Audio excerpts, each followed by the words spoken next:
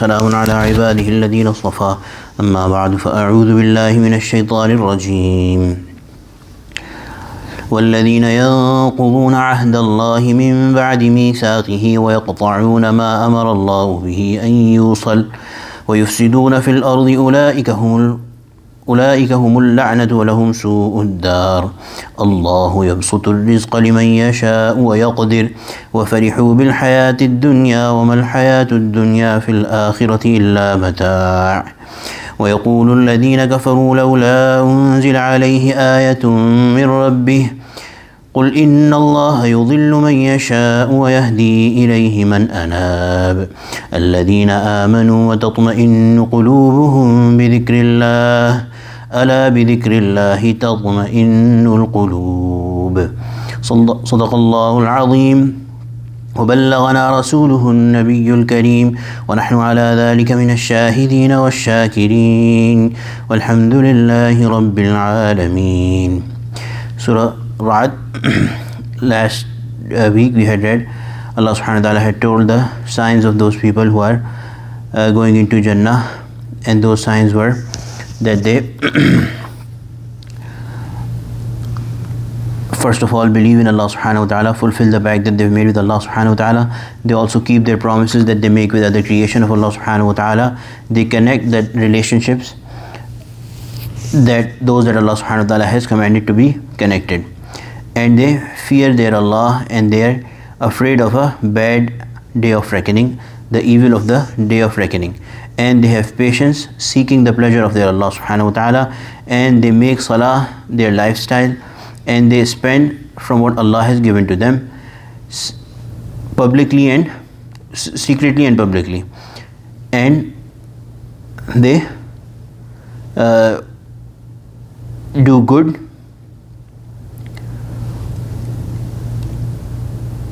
to repel the evil. And the meaning here would be that if somebody does something bad to them, they do good to them. Also, if they commit a sin, a disobedience, they always follow it quickly with a good deed. And the first good deed that is supposed to be done after somebody commits a sin or disobedience is asking for forgiveness from Allah subhanahu wa ta'ala. That's the hasanah that should be done. Allah subhanahu wa ta'ala has said that these people, they have gardens, and they will enter them with their families, with their ancestors and their progeny, and angels would come and tell them that there is perfect eternal peace for you. Now, وَالَّذِينَ يَنْقُضُونَ عَهْدَ اللَّهِ, those people who break the ahd, break the pact that they made with Allah subhanahu wa ta'ala, مِن بَعْدِ مِيثَاقِ, after strengthening it. So this refers to again the pact, the bond that everybody made with Allah subhanahu wa ta'ala, be it kuffar, be it Muslims. But these people, they said that Ya Allah, you are our Rabb, but now they broke it when they came into this world. وَيَقْطَعُونَ مَا أَمَرَ اللَّهُ بِهِ أَن يُوصَلَ, and they cut off the ties that Allah has commanded to be joined. One thing should be remembered is that Allah subhanahu wa ta'ala is again saying those that ma amara Allahu bihi an yusal, those that Allah commanded to connect. So there's some ties, certain ties that Allah has commanded for us to disconnect. What are those ties? Those relationships, those friendships that pull us away from Allah subhanahu wa ta'ala, we pull away from them. Those commands, those relationships that Allah has commanded to keep together, to connect, we connect them. And a very clear example of this, easy to understand, is that the Sahaba, even the topmost Sahaba, they severed their ties with their children, with their father, with their mother when they became Muslims. Until they become Muslim, until they stop calling us towards kufr, we have no ties with them, we have no relationships with them. It comes about, if I remember correct, Sayyidina Abu Bakr Siddiq radiallahu anh, that his son, he had not become a Muslim and he had come to war in one of these battles of Badr or Uhud. And later on he said that on that day, he became a Muslim later on, he said that on that day, Father, I had my sword drawn, but I avoided you. I avoided coming face to face with you because I did not want to fight with you on that day. I was kafir, you were Muslim with the Prophet. So Sayyidina Abu Bakr Siddiq radiallahu anh said that I did not see you that day. Had I seen you, I would have taken your head away. Because such is the bond of Islam, that I am obedient to the Prophet sallallahu alaihi wasallam, I am, and you have come to war against Islam and the Prophet sallallahu alaihi wasallam, if I had seen you, I would have not avoided you. So anyway, so again and again, when we say this is not universal about everyone, but those ties, those relationships that Allah has asked us to connect, they connect, and those that Allah has asked to sever, then we have to sever. وَيُفْسِدُونَ فِي الْأَرْضِ. And so these two things that they do, they break their ties, they break their pact with Allah subhanahu wa ta'ala, their promise with Allah subhanahu wa ta'ala, and they break the ties.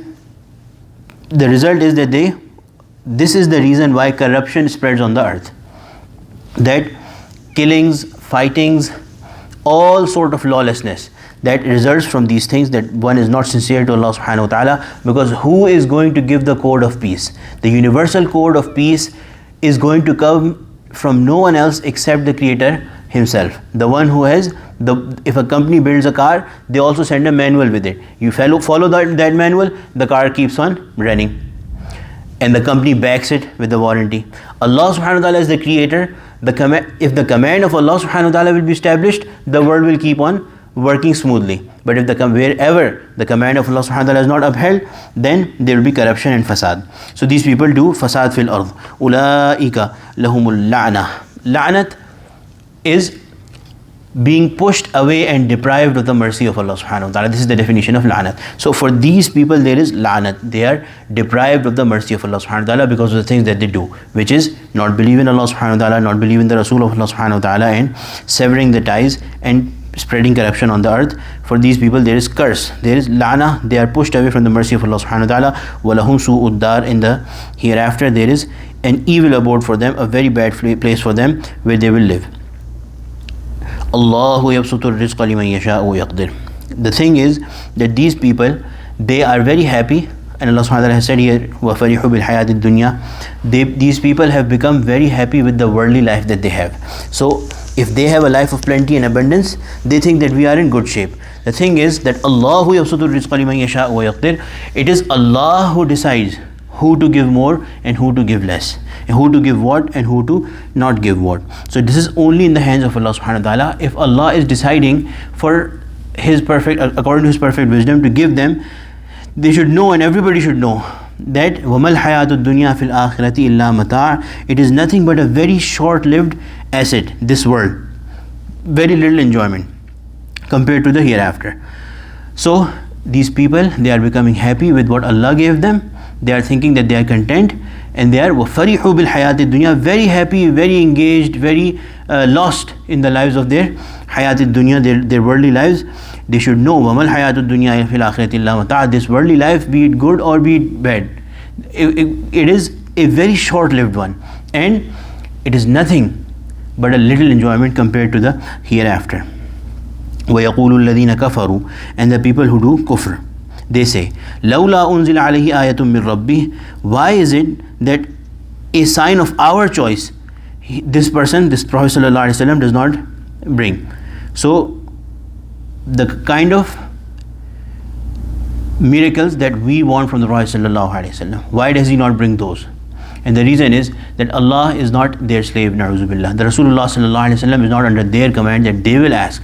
Allah knows what miracle to give to His Nabi.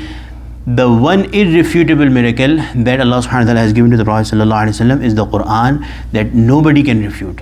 But with its wisdom, with its knowledge, with the things contained in it, with its lexical beauty, all sorts of those things, these people understood and they believed that this is from Allah subhanahu wa ta'ala. But still, only their demands for certain specific miracles was not a true sincere demand based on sincerity, that if he saw this sign, if somebody has sincerity, they bring faith.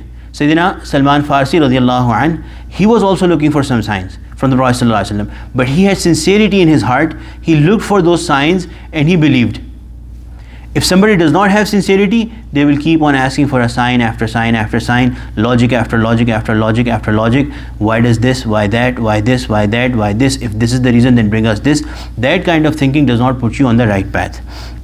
So anyway, so these people, they are going to, they basically, the thing is that they are asking them for these signs. Tell them, قُلْ إِنَّ اللَّهَ يُضِلُّ مَن يَشَاءُ. For those people that Allah chooses, Allah decides to lead them astray. And when does Allah decide for somebody to be led astray? When they choose it themselves. So tell them that it looks like Allah has chosen going astray, being led astray for you. وَيَهْدِي إِلَيْهِ مَنْ أَنَابَ. Those people Allah gives guidance to. Man anab, those who turn towards Allah subhanahu wa ta'ala with sincerity. And these two ayat, parts of that, Allahu yabsutu rizqa liman yasha'u wa yaqdir, this part is very, very effective if somebody is having financial trouble in their life. Allahu yabsutu rizqa liman yasha'u wa yaqdir, they can keep on reciting it. Our Mashayikh, the Prophet ﷺ has actually explained some other methods if somebody is having financial hardship, reading Surah Waqi'ah, especially the women of the family, after Maghrib Salah at night time. Also, this tasbih subhanallah wa bihamdihi subhanallah al-azim wa bihamdihi astaghfirullah, doing excessive istighfar, praying the salatul zuha, the prayer that is prayed roughly 30 to 40 minutes after sunrise when the sun has risen, salatul zuha. Those things are, the Prophet ﷺ has mentioned that they are very, also we talked about maintaining the ties of kinship, relationship that Allah subhanahu wa ta'ala has commanded to be established. Allah subhanahu wa ta'ala gives more to such people. Also this ayah, recitation of this part of ayah, Allah yabsutu rizqa liman yasha'u wa yaqdir, Allah subhanahu wa ta'ala starts giving. The other thing is that we should know, inna Allah yudhillu man yasha'u wa yahdi ilayhi man anab. Those people who seek Allah subhanahu wa ta'ala, Allah subhanahu wa ta'ala gives himself to them. Those people who sincerely look for the right path, Allah does lead them to the right path, but sincerity has to be there. And in sincerity is included that a person does not have biases and grudges, that I am going to not listen, I am not going to, when somebody has proof, the Prophet ﷺ has brought them proof, now listen to the Prophet ﷺ. Let your jealousy, let your grudges, let your biases be aside, and listen to the Prophet ﷺ, submit to the Prophet ﷺ, which they were not willing to do. So it looks like Allah subhanahu wa ta'ala has chosen being led astray for them. الَّذِينَ آمَنُوا وَتَطْمَئِنُّ قُلُوبُهُمْ بِذِكْرِ اللَّهِ. The ones who believe and their hearts are peaceful with the remembrance of Allah.